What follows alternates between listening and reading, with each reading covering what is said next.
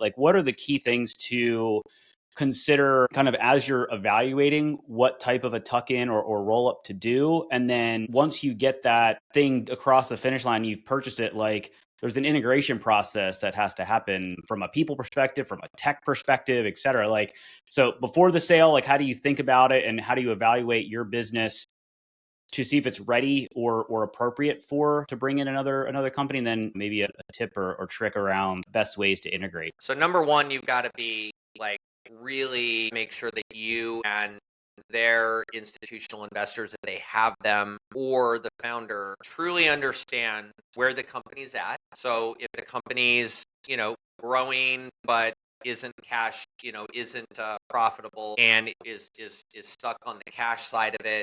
And, you gotta just really be honest with each other. And then, you're going to probably the one thing that you're going to see on everybody is you have to get an independent engineering and technology assessment. Because if you send in your team, they're going to go in there and say, oh my gosh, I can't believe this company is even working. They built it in this language and they don't have any integrations and they're not microservices. We're going to have to rebuild the whole thing. And 90% of the time, that's just, I love my engineering guys and gals, but that's just them kind of pissing on each other's stuff. Got it. And at the end of the day, you just need to really say, what is the absolute minimum necessary to ensure business continuity?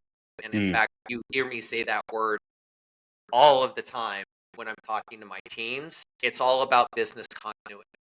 You don't want anything to break because there's going to be blame that's going to go back and forth between the companies as to whose fault that is. And you just don't need that type of stuff when you're trying to do it. When you're trying to get everybody fired up, Yeah.